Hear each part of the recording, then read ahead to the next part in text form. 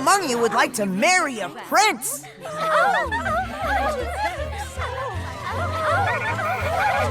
No, I am not a prince. Not me, Chris!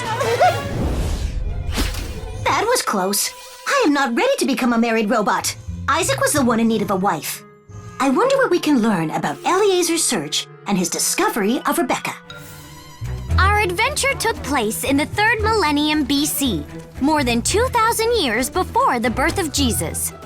This time period is also referred to as the Era of the Patriarchs, named after Israel's founding fathers, Abraham, Isaac, and Jacob. We can learn about the life of Abraham and Isaac through artwork and documents from that time in history. For example, this ancient mural depicts the Canaanites visiting Egypt. It was found in an Egyptian tomb. In this cleaned-up reproduction, we can clearly see the type of clothing, hairstyles, and even the style of sandals they wore. The story of Sinue is carved on this stone. Sinue was an Egyptian who lived for a time in Canaan. The stone tablet describes the life of tent dwellers, their diets, and other facts about the people who lived in the same land as Abraham and Isaac. Abraham and Isaac were nomads, meaning they moved around a lot. As the seasons changed, they moved to find fresh fields to feed their sheep and goats. They spent the summer months in the hill country where it was cool, and in the winters, they made their way to warmer areas in the Negev. The trail they traveled every year is called the Ridge Route, or the Route of the Patriarchs.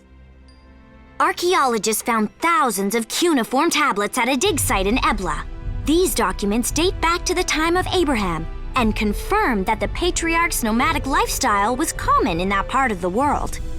During the winter, Abraham and Isaac settled near Hebron, an important trade center between the hill people of the north and those who lived in the Negev desert.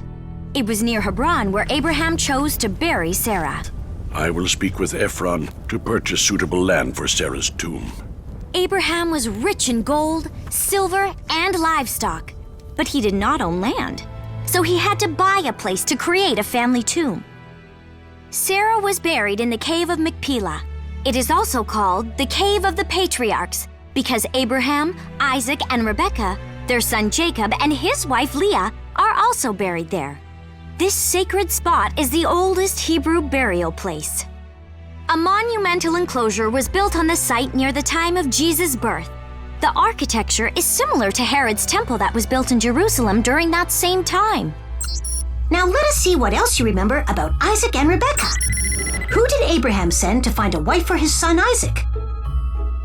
Was it A, Isaac, of course, B, Dolly Levi, the matchmaker, C, Eliazar, his servant, or D, did Abraham go himself?